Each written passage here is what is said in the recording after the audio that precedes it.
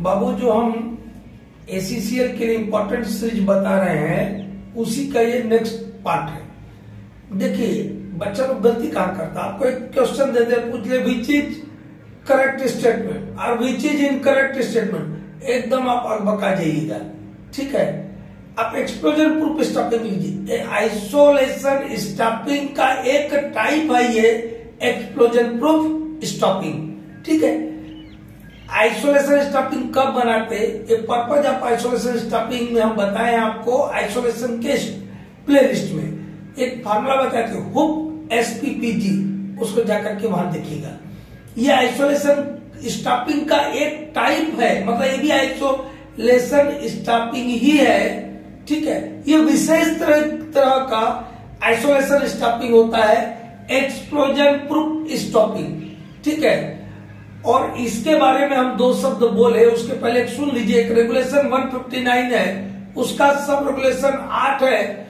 वहां पर जो एक्सप्लोजन प्रूफ आइसोलेशन स्टॉपिंग नहीं है, एक्सप्लोजन प्रूफ वेंटिलेशन स्टॉपिंग के बारे में बोला गया है। एक बच्चा हमको लिख रहा था कि सर 159(8) में भी बोला गया है, तो हम समझ गए या तो बहुत बुद्धिमान है या एकदम बोतल है, मतलब जीरो है। वो 159(8) जो है, अरे वो आपका ventilation door, ventilation stopping, air crossing, air ways, इन्हीं के बारे में बाबू। तो बोला गया है 159(8) में कि डिग्री 2, डिग्री 3 गैसी माइन जिनमें फायर या स्पॉन्टेनियस हीटिंग का प्रॉब्लम है, वहां पर isolation stopping degree 2, degree 3 gassy mine में आपको क्या बनाना है, एक्सप्लोजन प्रूफ वेंटिलेशन स्टॉपिंग बनाना है। क्या बनाना है, एक्सप्लोजन प्रूफ वेंटिलेशन स्टॉपिंग, वो अलग चीज है। ये एक्सप्लोजन प्रूफ आइसोलेशन स्टॉपिंग की बात कर रहा हूं मैं। ठीक है, ये 8 पर्पज से हम आइसोलेशन स्टॉपिंग बनाते हैं, जिसको हम शॉर्ट में मेरा क्रिएशन है hook SPPG, purpose of isolation stopping, जाके देखिएगा।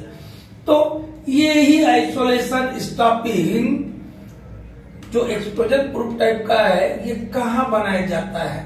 और अभी हम आपको 4 ऑप्शन दे दूं विच इज करेक्ट करके, तो एकदम सब लगेगा करेक्ट है, लेकिन करेक्ट एक ही होगा। ठीक है, गलती कहाँ करते वो देखिए। Number 1, explosion proof isolation stopping जो है हम बनाते हैं डिग्री 3 गैसी माइन में। ठीक है, कहा बनाते हैं, डिग्री 3 गैसी माइन में। और बच्चा लोग इतना ही पढ़ के जाता है और इसी में गलती करता है। तो गलती कैसे करेगा, जब हम बोल रहे हैं कि डिग्री 3 गैसी माइन में ही आइसोलेशन स्टॉपिंग बनाते हैं, तो गलती क्या करेगी, डिग्री 3 गैसी माइन में सब केस में नहीं बनाते हैं एक्सप्लोजन प्रूफ आइसोलेशन स्टॉपिंग। कब बनाते हैं, only in case of depillaring with caving, depillaring with caving कर रहे हैं, उस केस में ही डिग्री 3 गैसी माइन में एक्सप्लोजन प्रूफ आइसोलेशन स्टॉपिंग बनाएंगे। और यदि स्टोविंग कर रहे हैं तो सिर्फ और सिर्फ आइसोलेशन स्टॉपिंग बनाएंगे। डिग्री 3 गैसी माइन में डिप्लेरिंग विद स्टोविंग है, तो आइसोलेशन स्टॉपिंग बनाएंगे, उसका मोटाई अलग रहेगा। ठीक है, और डिप्लेरिंग with caving degree 3 gassy mine में कर रहे हैं, तब एक्सप्लोजन प्रूफ आइसोलेशन स्टॉपिंग बनाएंगे। क्लियर हुआ कि नहीं हुआ? ठीक, और कब बनाएंगे, डिग्री 3 गैसी माइन में तो बना दिए, डिग्री 1, डिग्री 2 में बनाते कि नहीं बनाते, कंपल्सरी नहीं है बाबू। डिग्री 1, डिग्री 2 में कंपल्सरी नहीं है, लेकिन हमको डिग्री 1, डिग्री 2 में भी बनाना पड़ेगा। कब कब का आंसर मालूम होना चाहिए, तब हमको डिग्री 1, डिग्री 2 के सीमाइन में आइसोलेशन जो स्टॉपिंग आपने पहले से बना के रखा था, उसको डिग्री 3 में जो हम एक्सप्लोजन प्रूफ आइसोलेशन स्टॉपिंग बनाते हैं, उसमें कन्वर्ट कर देना होगा। यदि डिग्री 1, डिग्री 2 के सीमाइन के सील्ड अप एरिया से यदि हम सैंपल लेते हैं और उस सैंपल में मोर देन 2% CH4 पाया जाता है, तब डिग्री 1 गैसीमाइन में जो आपने आइसोलेशन स्टफिंग बना के रखा था, उस आइसोलेशन स्टफिंग को कन्वर्ट कर देना होगा एक्सप्लोजन प्रूफ आइसोलेशन स्टफिंग में। कब कब बोला बता, डिग्री 1 और डिग्री 2 में कब बनाएंगे बोला कि जब more than 2% CH4 found in sealed off area. जो आइसोलेशन स्टफिंग के पीछे का जो सील्ड ऑफ एरिया है, उसके पीछे यदि 2% से ज्यादा CH4 मिलता है, तो आपने जो आइसोलेशन स्टफिंग बना के रखा था उसको आपको एक्सप्लोजन प्रूफ आइसोलेशन स्टफिंग में कन्वर्ट कर देना होगा। एक्सप्लोजन प्रूफ आइसोलेशन स्टफिंग क्या होता है? कुछ नहीं होता बेटा, 1-1 मीटर मोटा स्टफिंग बनाते हैं, दोनों के बीच का डिस्टेंस जो है 4.5 मीटर रखते हैं, और वो जो इंटरवेनिंग स्पेस है, जो बीच का खाली जगह है, उसको इनकम्बस्टिबल मटेरियल से भर देते हैं। इतना ही रहता है एक्सप्लोजन प्रूफ आइसोलेशन स्टफिंग में। ठीक है, तो इन जनरल डिग्री 3 गैसीमाइन में डिप्लोइंग विद केविंग के समय हम बनाएंगे explosion proof isolation stuffing. Degree 1 degree 2 में हम तभी बनाएंगे यदि जो हमने सैंपल लिया आइसोलेशन स्टफिंग के पीछे से, और उसमें यदि 2% से ज्यादा CH4 पाया जाता है। तो कितना दिन में सैंपल लेते रहे बाबू? जो सील्ड ऑफ एरिया के पीछे का एटमॉस्फेरिक कंडीशन कितने दिन में असरटेन करते हैं? 30 दिन में एक बार, वंस इन एवरी 30 डेज। कहा लिखा है? रेगुलेशन 142 में लिखा है। लेकिन ये भी बात है कि यदि आपने आइसोलेट किया है एरिया को with explosion proof isolation stuffing, तो आपको 30 दिन में एक बार सैंपल लेने की कदापि जरूरत नहीं है। कहा लिखा है? रेगुलेशन 142 के रेगुलेशन 3 में। ठीक, इतना क्लियर हुआ?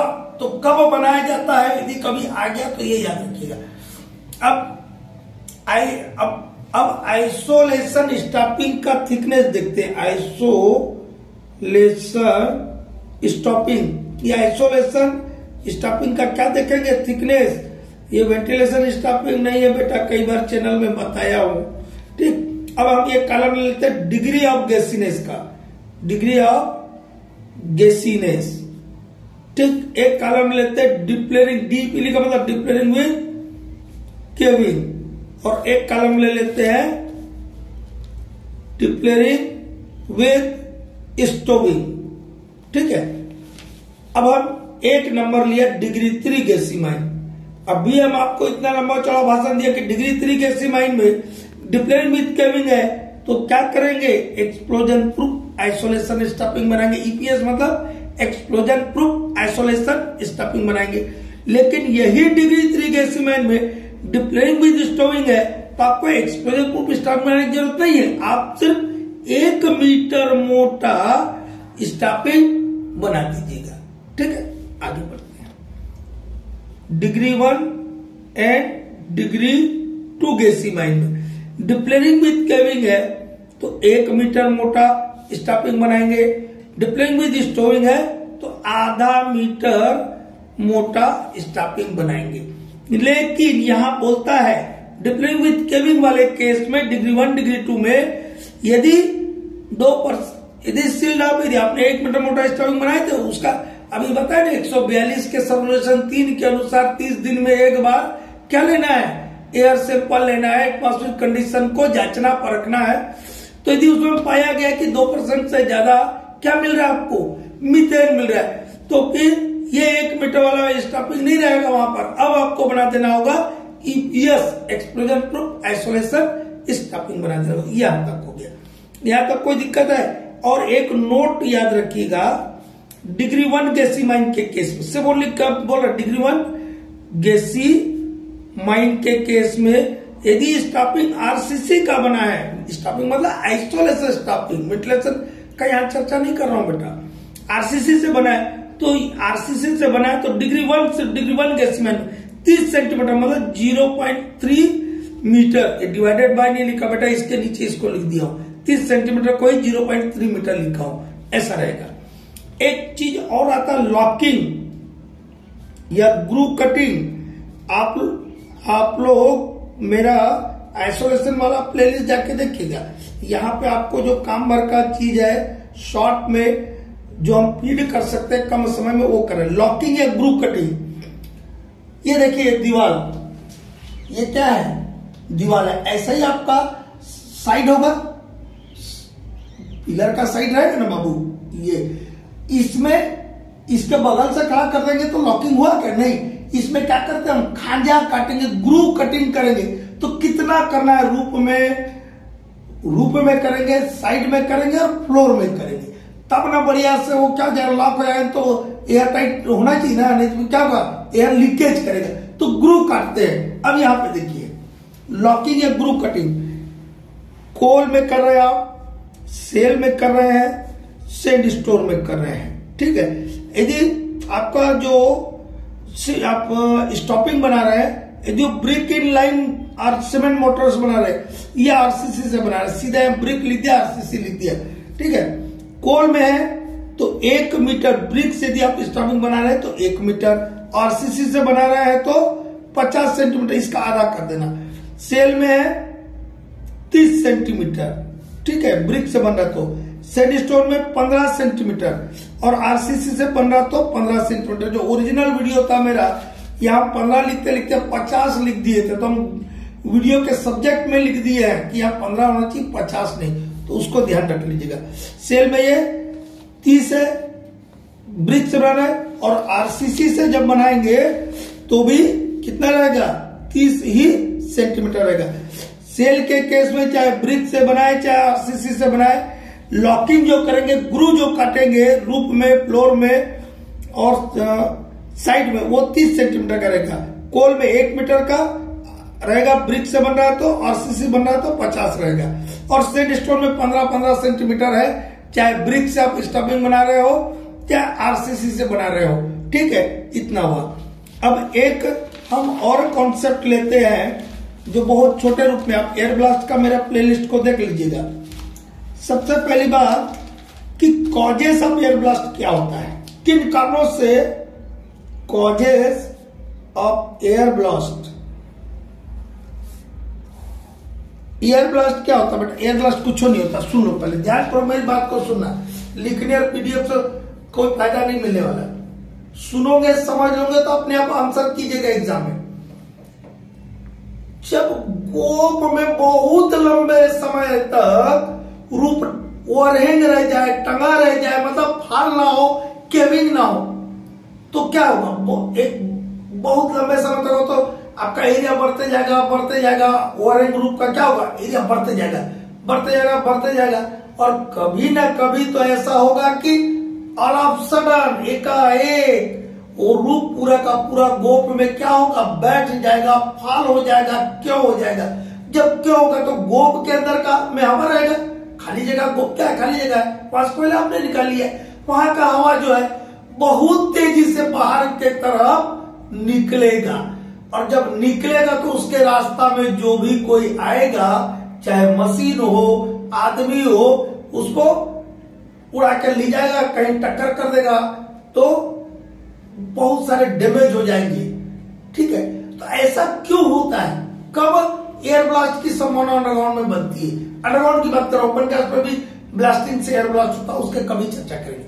अभी हम अंडरग्राउंड में जो एयर ब्लास्ट होता है उसकी बात करें। एयर ब्लास्ट इतना समझ है, तो गोप टंगने के क्या कारण है, वही कारण हो जाएंगे एयर ब्लास्ट के लिए कि गोप क्यों टंगा रह जाता है। केविंग मेथड से हम डिप्लेन करते हैं, तो ये हमारा पहला आवश्यकता होता है कि रूप को रेगुलर इंटरवल पर गोप में क्यों होना चाहिए। यदि क्यों नहीं होगा तो एक तो एयर ब्लास्ट का खतरा बनेगा, दूसरा प्रीमेच्योर कोलैप्स का खतरा बनता है, और ओवरराइडिंग ऑफ पिलर्स भी होता है इससे। मतलब गोप में जो रूप टंगा रह गया उसका जो वेट है वो ट्रांसफर हो जाता है स्टैंडिंग पिलर पर, जिनसे हमको भी कोयला निकालना बाकी है, और उन पिलर्स के ऊपर जब लोड आएगा तो अपने अंदर से क्या होगा, छटक छटक के बाहर होगा, जिसको हम आप लोग को बम्प भी बताएंगे, कोल बम्प, ठीक है। तो ये सारी समस्या पैदा होगी यदि आपका गोप का रूप टंगा रह जाए तो गोप में रूप टंगा नहीं रहना चाहिए। टंगने के कारण है, मुख्य कारण बोल रहा हूं पहले, सबसे पहले क्या बोल रहा हूं, मुख्य कारण principal cause of air blast that is massive sandstone in a roof. यदि रूफ में मैसिव सैंडस्टोन है तो एयर ब्लास्ट होगा ही होगा बेटा। क्यों? क्योंकि ये रूफ को जल्दी गिरने ही नहीं देता। क्यों नहीं होने देता है? और क्यों नहीं होगा? तभी ना ओवर हैंग होगा बहुत लंबे समय तक के लिए, और कभी ना कभी होगा तो फिर एयर ब्लास्ट हो जाएगा। तो मुख्य कारण, एयर ब्लास्ट का मुख्य कारण क्या है? मुख्य कारण है रूप में मैसिव सैंडस्टोन का पाया जाना। ठीक। दूसरा क्या कारण है? अनसिस्टमेटिक वर्क, तितर बितर वर्किंग करते हैं, हेफाजत फॉर्म में यदि हम माइनिंग करते हैं वो भी कारण होता है। सुटेबल लाइन ऑफ एक्सट्रैक्शन को हम अडॉप्ट नहीं करते तो होता है, और ओवर स्प्लिटिंग करते हैं उसके चलते भी होता है।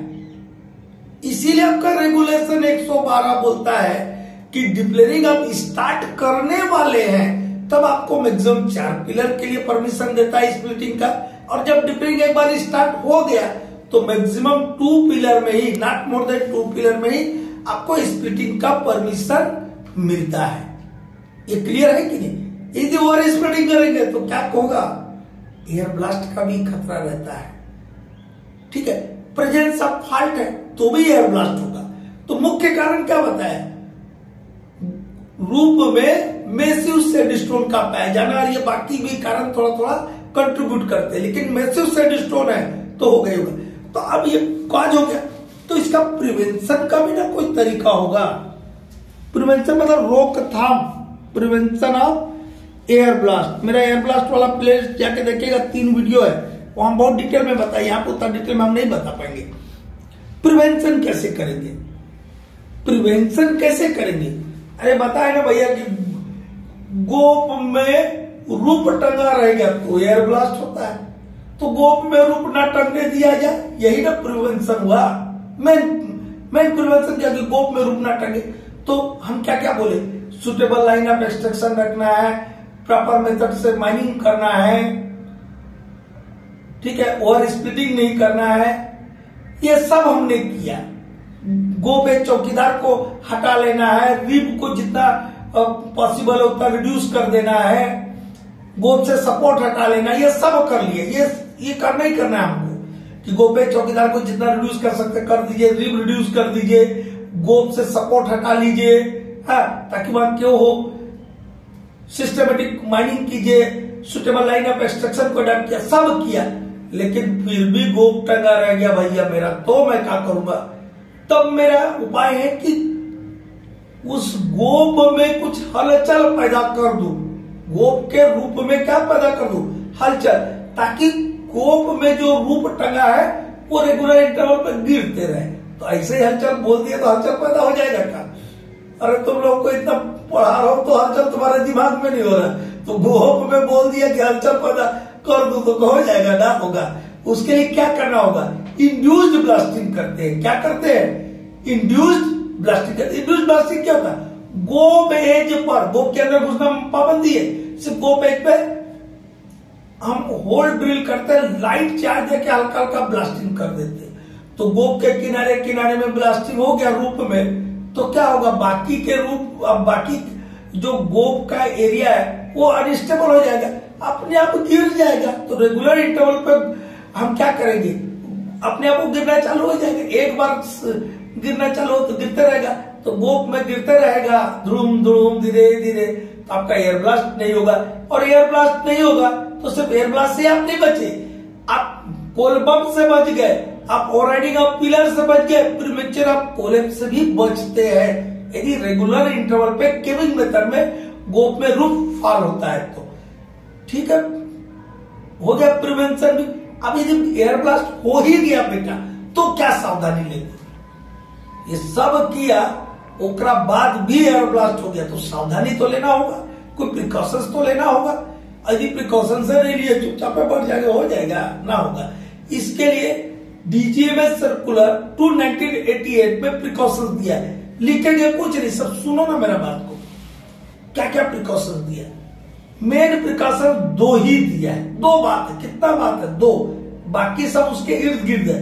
मेन 2 बात बोलता है। पहली बात बोलता है सर्कुलर कि जितना पॉसिबल हो उतने खुले रास्ते छोड़ देना है।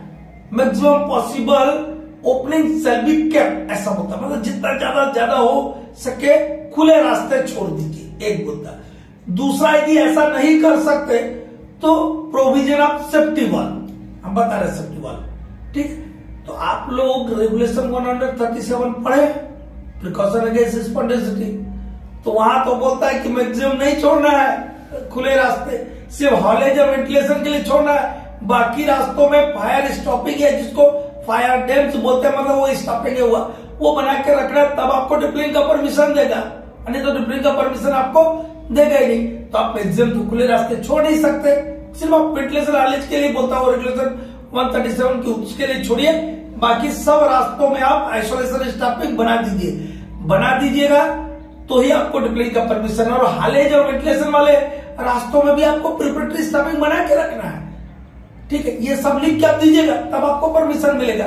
तो पहला वाला बात तो हम पूरा फुलफिल नहीं करें। तो सेफ्टी वॉल्व वाला क्या बात कर रहा है, सेफ्टी वॉल्व, सुनते रहिए क्या बोल रहा हूं, सेफ्टी वॉल्व का प्रोविजन।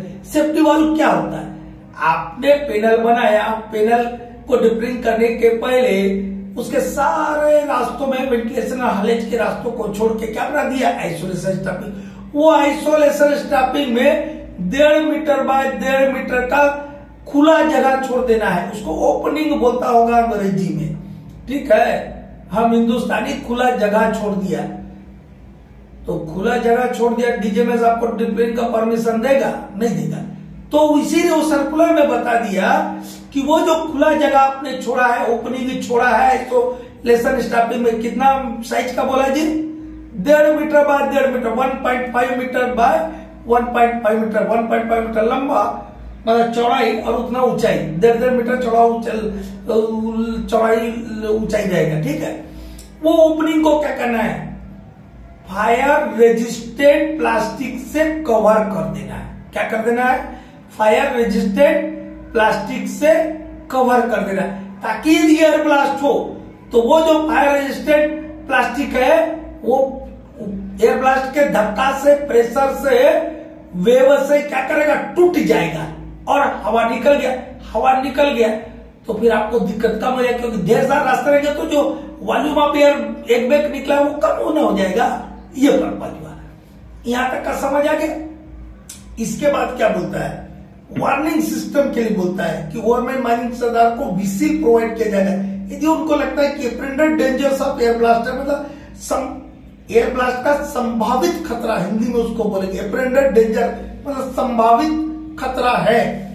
तो गवर्नमेंट माइनिंग सरदार जो बार बार रिपीटेडली, लिखा होगा अंग्रेजी में, रिपीटेडली विसिल को ब्लो करेंगे, बजाएंगे, ताकि सब आदमी जो है सेफ जगह में चल जाए। तो सेफ जगह क्या है, शेल्टर्स बना के रखते हैं जहां पर हम डिप्लिंग विद केबिन करते हैं। कौन सा शेल्टर, एयर ब्लास्ट शेल्टर बना के रखते हैं। और वो शेल्टर जो रहेगा वो कहां पर रहेगा, आपका प्रोबेबल पाथ, मतलब कि किधर से हवा आएगा तेजी से, यदि गोप गिरता है, गोप का रूप गिरता है तो किधर से तेजी से आएगा, उससे दूर रहेगा, प्रोबेबल पाथ से दूर रहेगा, away from the probable path of air blast. वहां पे हम लोकेशन रखते हैं शेल्टर। लेकिन यदि कोई बच्चा, कोई आदमी, बच्चा बोल दिया, कोई आदमी माइंस में काम करने वाला यदि फंस गया तो क्या करेगा, वो क्या करना है, उसको जो प्रोबेबल पाथ है उससे 90 डिग्री पे जाकर के कोई रास्ता में फ्लैट सो जाना है, ठीक है। ये प्रिकॉशन लेना है उसको। और ये सबके लिए मॉक ड्रिल्स भी करना है। क्या करना है, मॉक ड्रिल्स करना है कि हम अभ्यास करें कि हम यदि ऐसा हो तो हमारे व्यक्ति रिस्पांस करेंगे कि नहीं करेंगे। एक ट्रिगर टास्क पढ़ाए होंगे हम कभी, ट्रिगर एक्शन रिस्पांस प्लान, कि हम कभी जरूरत पड़े तो हम उसके प्रति रिस्पांस कर पाएंगे कि नहीं कर पाएंगे, ठीक है।